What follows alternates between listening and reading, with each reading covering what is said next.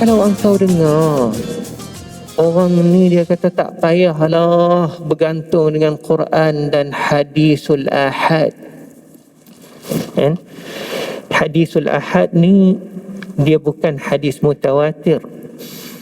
Hadis mutawatir itu marawahu jam'un ghafir yastahil tawatu'uhum 'ala al-kazib. Orang ramai semua cerita dengan cerita yang sama. Akal kita tak boleh terima kata penceritaan tu bohong sebab ramai yang ceritanya. Manakala hadisul ahad ni tak ramai di kalangan para sahabat yang cerita, dan martabat dia rendah daripada martabat hadis mutawatir. Alhamdulillah nahmaduhu wa nasta'inuhu wa nastaghfiruhu wa nastahdihi wa natubu ilayh.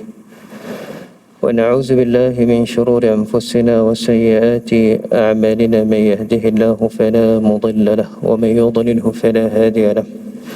Asyhadu an la ilaha illallah wahdahu la syarika lahu wa asyhadu anna sayyidana wa maulana Muhammadan 'abduhu wa rasuluh. اللهم صل وسلم وبارك عليه وعلى آله وصحبه ومن اهتدى بهديه إلى يوم الدين. أما بعد. Muslimin dan muslimat yang dirahmati Allah Subhanahu wa taala, Assalamualaikum warahmatullahi wabarakatuh. Alhamdulillah rabbil alamin. Dengan izin Allah Subhanahu wa taala yang memberikan as-sihhat wal afiyah kepada kita untuk kita berada di muka bumi ini sementara kita mencarikan bekalan amalan-amalan yang terbaik untuk kita membawa ke tempat yang abadal abidin. Baik, pagi ini seperti biasa kita berbincang berkenaan beberapa kata-kata para sahabat Nabi sallallahu alaihi wasallam ataupun hadis daripada Nabi sallallahu alaihi wasallam. Cuma dalam tajuk kita bincang berkenaan dengan satu perkataan yang berkata al-ilmu bit-ta'allumi. Ilmu dengan belajar. Apabila kita sebut ilmu dengan belajar, dia tak termasuk bermakna ilmu dengan membaca. Sebab Nabi SAW walaupun dia ummi, tapi dia belajar daripada Jibril alaihi salam. Daripada situlah sehingga kepada kita hari ini. Manakala semata-mata membaca, ia adalah hanya untuk memberikan keluasan cara kita berfikir. Kan kita baca banyak, baca tu, baca ni, baca tu, baca ni, tapi dengan pembacaan kita adalah untuk nak memberikan cara kita berfikir. Macam mana kita boleh berfikir? Jadi pemikiran kita tu jadi luas. Tapi ilmu dia dengan belajar. Apatah lagi berkaitan dengan ilmu Al-Quran. Dia tak boleh dengan baca sendiri. Ilmu agama cari dengan sendiri. Semua orang pandai baca, ya. Sebab tu kita kata baca tadi dia memberi cara untuk kita berfikir. Sebab tu orang baca banyak dengan orang baca kurang, cara berfikir berbeza.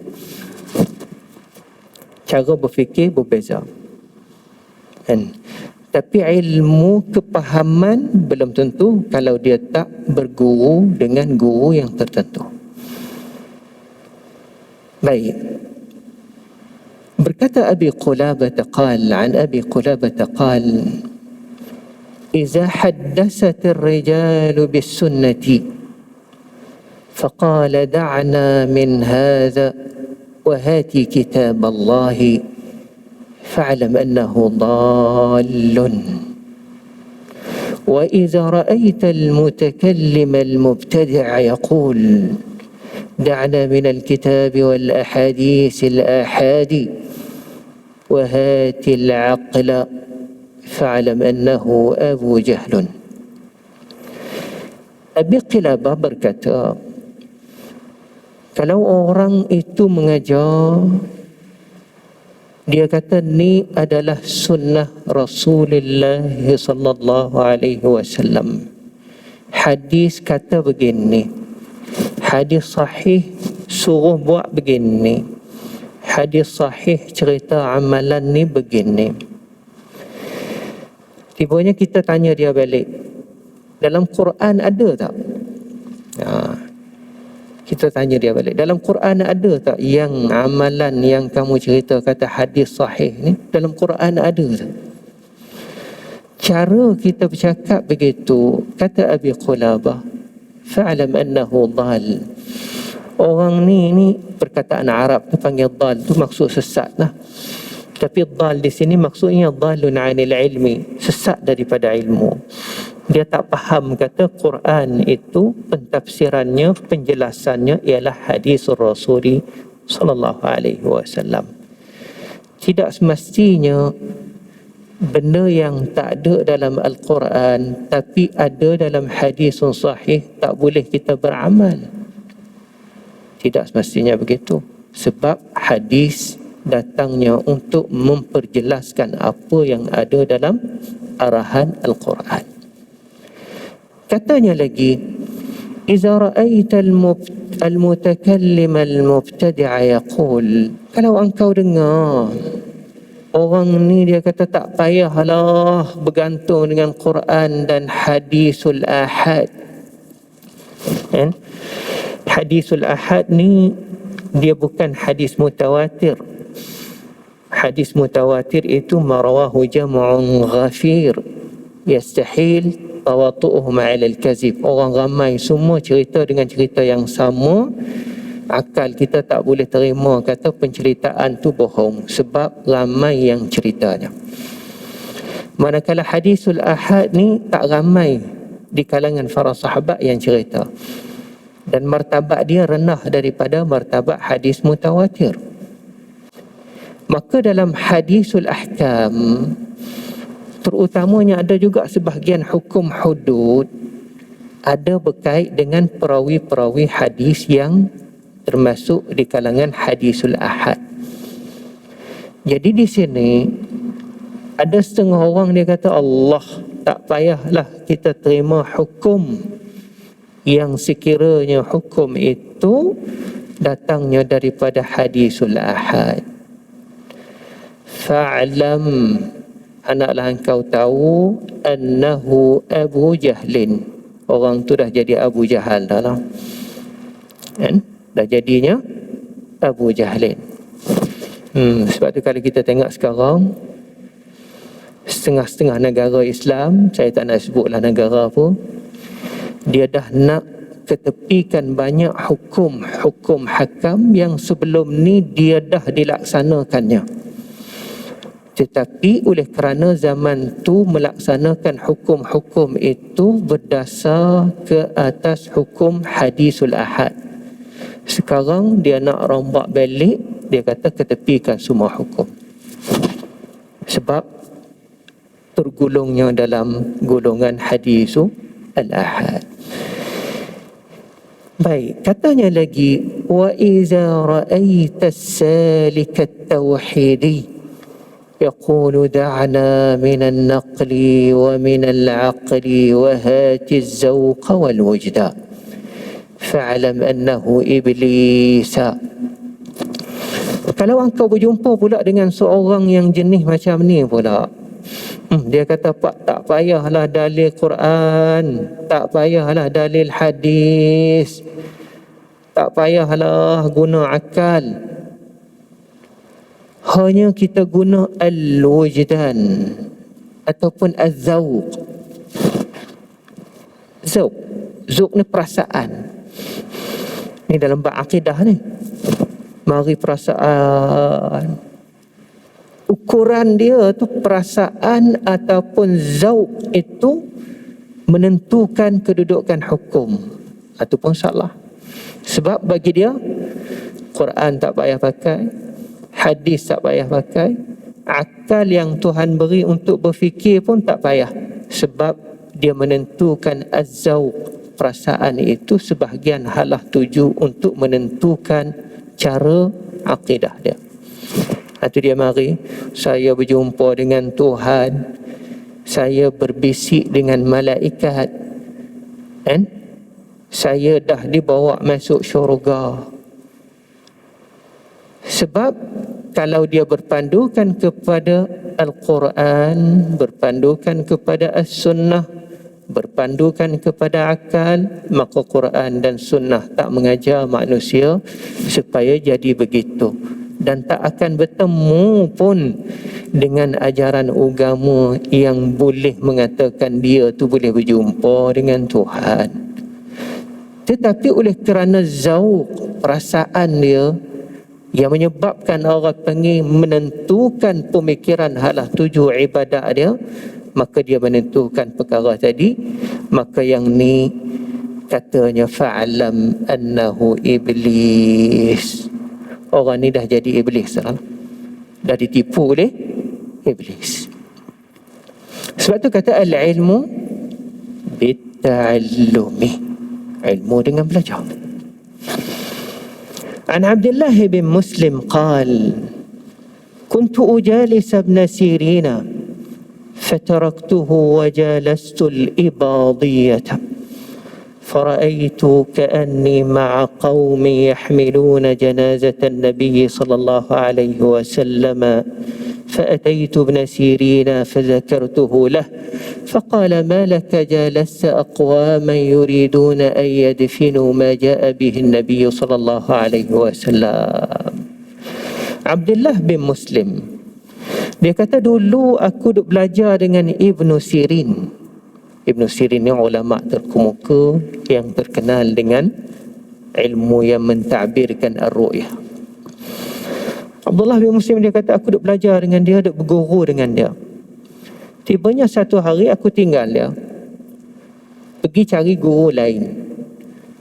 Cari guru lain, kalau berjumpa dengan guru baik itu tak apa lah. Tiba-tibanya berguru dengan guru Ibadi. Ibadi ni sebahagian besarnya adalah di antara mereka yang tergelincirnya daripada aqidatu ahli sunnati wal jamaah, kan? Yang sebahagiannya menafikan kedudukan para sahabat. Itu bahasan yang panjang lebar lah. Maknanya dia tinggal guru ahli sunnah, dia pergi cari Ibadi. Tibanya kata Abdullah bin Muslim, apabila dia balik tidur kat rumah, semasa dia tidur, fara'aitu ka'anni ma'a qaumi yahmiluna janazatan Nabi sallallahu alaihi wasallam.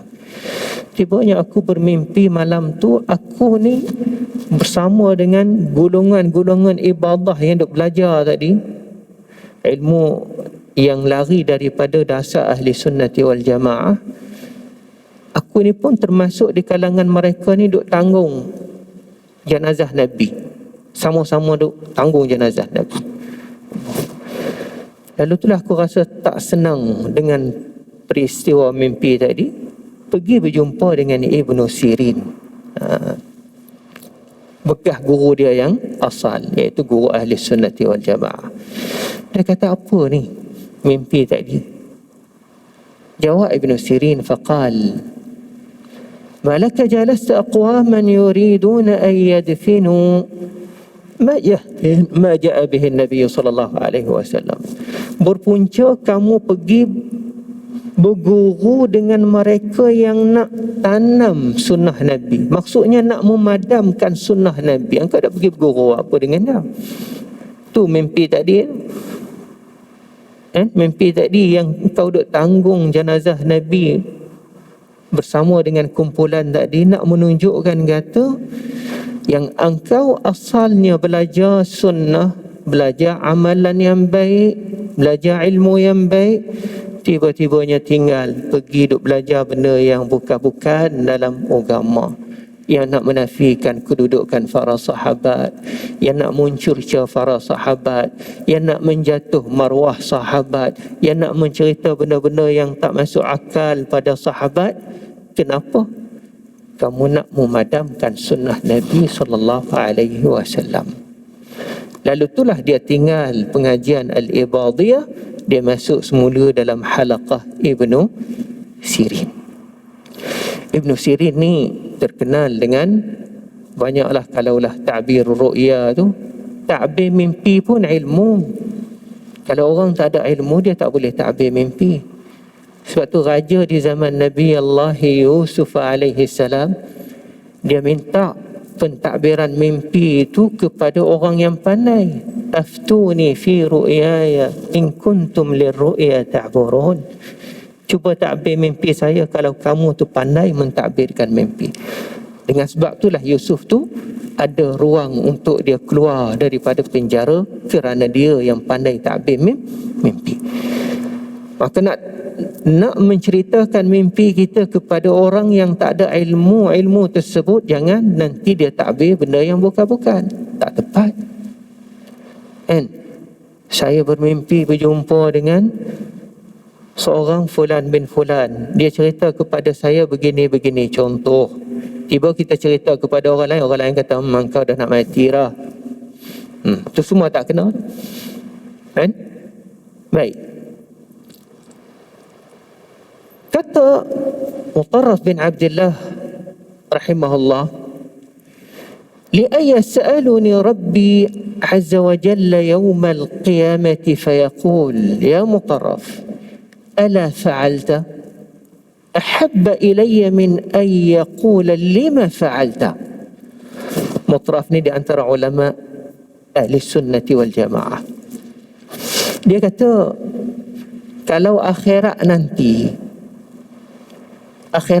kalau aku mati, dia kata, kalau Tuhan tanya aku, kenapa engkau tak buat? Dengar tu.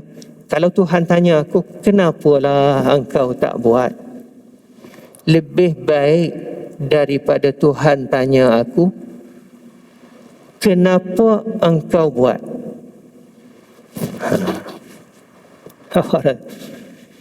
Kenapa engkau tak buat? Dengan kenapa engkau buat? Faham tak? Dua perkataan. Lima fa'alta, lima ala fa'alta, lima fa'alta. Kalau kita kata kenapa tak buat, kalau kita kata kenapa tak buat ni, sebab benda dah ada tapi kita tak buat.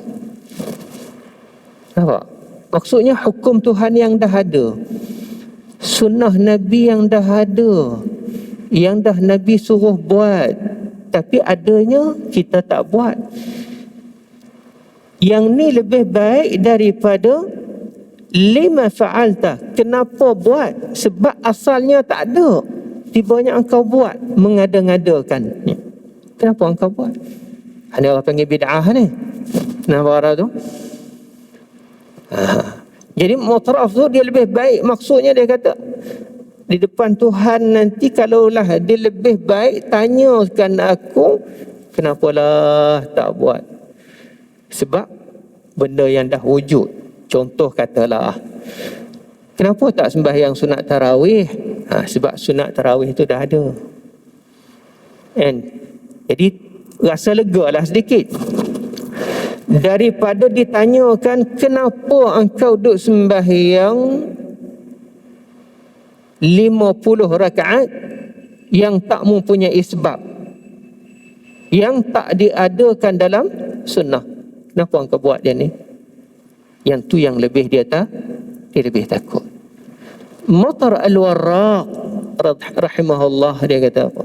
Amalun qalilun fi sunnatin khairun min amalin kasirin fi bid'atin, wa man amila amalan fi sunnatin qabila Allahu minhu amalahu, wa man amila amalan fi bid'atin raddallahu alaihi bid'atahu. Amalan yang sedikit tapi mengikut sunnatul Rasul sallallahu alaihi wasallam adalah lebih baik daripada amalan yang cukup banyak tapi semua tu tidak ada dalam hadis sahih. Kalau ada dalam hadis dhaif tu tak apa lagi, fadailul a'mal. Dalam hadis dhaif pun tak ada. Amalan yang jenis dalam hadis dhaif pun tak ada. Duk amal ayat Quran nak tahu tarikh mati. Apa benda? Siapa beramal dengan ayat ni, dia boleh tahu tarikh mati dia. La ilaha illallah. Nabi tak ajar begitu. Tapi jenis yang macam ni lah yang laku. Kalau jual laku,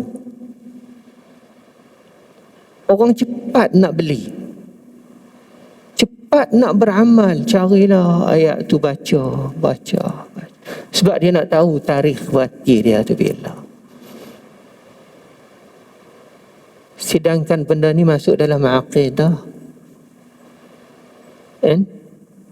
Kita tak tahu bi ayyi ardin tamut, di bumi mana kita akan mati, tak tahu. Nabi sendiri pun kata, "Lau a'lamul ghaiba lastakthartu minal khairi."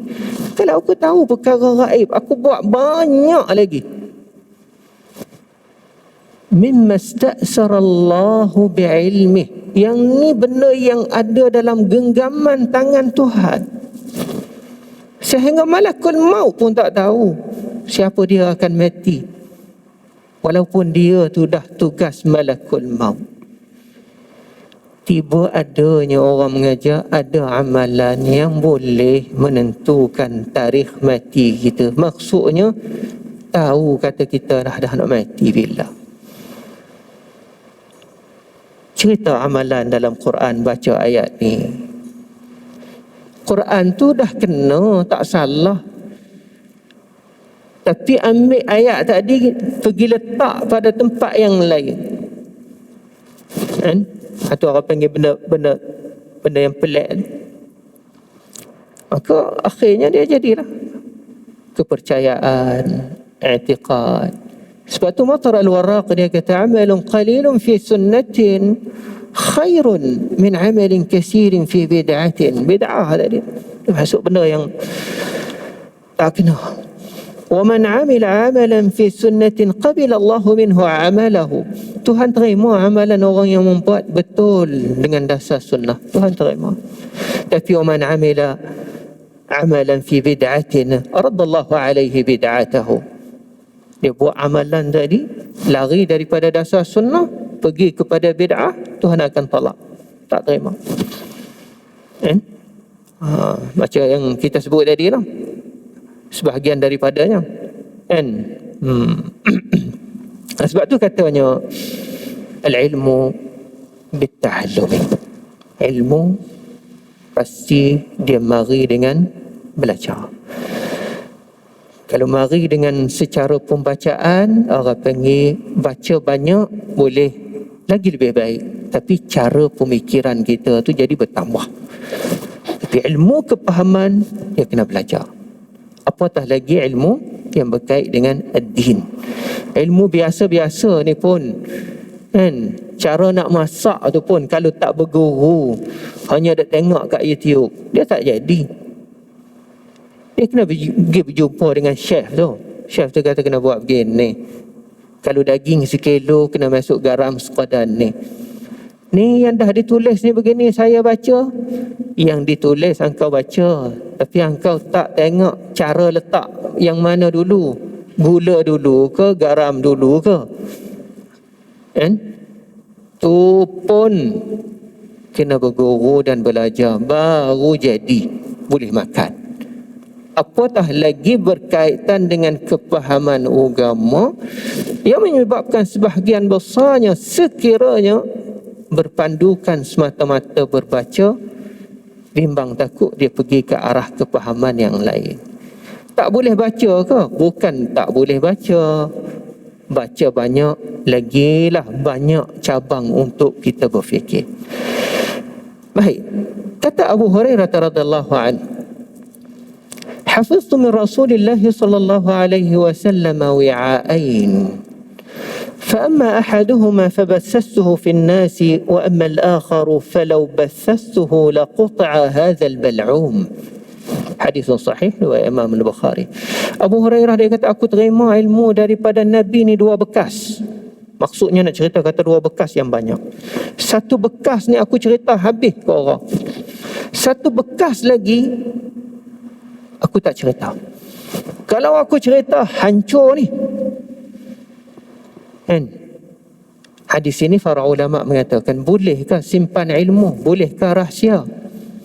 Kata Imam Az-Zahabi, dia tafsir hadis sahih tadi, yang Abu Hurairah dah simpan ilmu tadi yang masih dirahsiakan kepada kita ni. Hadza dalun ala jawazi kitmani ba'd al-ahadith التي تحرك فتنة في الأصول أو الفروع أو المدح والذم. أما حديث يتعلق بحل أو حرام فلا يحل كتمانه بوجه فإنه من البينات والهدى. Jadi hadis tadi, kata Imam Az-Zahabi, yang Abu Hurairah rahsiakan lagi kepada kita hari ni yang masih tak didedahkan sehingga kita tak tahu, tak termasuknya daripada merahsiakan ilmu Nabi, sebab yang ni yang berkaitan dengan fitnah. Kan? Yang berkaitan dengan fitnah macam mana? Yang berkaitan dengan fitnah yang Nabi sebut rupa, masa dan tarikh. Contoh berlaku fitnah, siapa yang mula buat fitnah? Orang ni. Namanya sekian-sekian. Kawasannya sekian-sekian. Tempatnya sekian-sekian. Tarikhnya sekian-sekian. Apa dah tu? Yang ni kalau dicerita, tentu sekali kita hari ni dah kita letak, oh hadis ni kena pada orang ni. Hadis ni kena pada orang ni. Hadis ni masa ni dah ni. Maka dengan sebab tu Abu Hurairah simpan yang ni. Manakala hadis berkaitan dengan hukum halal, haram, yang ni dah tak ada rahsia lagi lah. Janganlah pula kita dah kata, oh ada lagi kok hadis-hadis yang benda yang kita boleh makan tiba-tiba tak dicerita. Hadis yang boleh kita buat tiba-tibanya tak dicerita. Tak, yang tu semua dah al-yawma akmaltu lakum dinakum wa atmamtu alaikum ni'mati wa raditu lakum waraditu lakumul Islam madinah. Yang tu semua dah jelas. Tapi yang Abu Hurairah simpan wi'aan, satu sebahagian lagi tu, para ulama berkata, Imam Az-Zahabi berkata, yang berkait dengan perkara tadi. Sebab tu kita baca hadisul fitan, hadis bab fitnah tu, jangan cepat kita ambil hadis tu kita kata kena kat negara tu lah tu, benda ni berlaku kat negara tu lah tu, dia tu lah tu, tak ada orang lain tu, dia tu lah. Tak. Umum, hadis tu umum. Sebab yang khusus tu Abu Hurairah dah rahsia. Kalau Abu Hurairah tak rahsia, yang tu hancur habis kita hari ni. Kan? Kalau kita simpan orang ni, bahaya ni. Baik kita bunuh dia. Nampak dah tu? Baik, sebab tu kata banyaknya lagi al-ilmu bit-ta'allum. Sekadar ni saja, insya-Allah taala. Masa pun tak boleh kita panjang, dan kerana keadaan kita dalam keadaan sebegini, nas'alullah as-salamata wal afiyah. Aqulu qawli hadza wa afawdhu amri ila Allah, innallaha basirun bil ibad. Bismillahirrahmanirrahim. Allahumma rabbana inna nas'aluka ilman nafi'a wa qalban khashi'a wa 'amalan salihan mutaqabbala. Allahumma rabbi yassir wa la tu'assir wa atmim bil khair. Wa sallallahu ala Muhammad wa ala alihi wa sahbihi wa sallam. Assalamualaikum warahmatullahi wabarakatuh.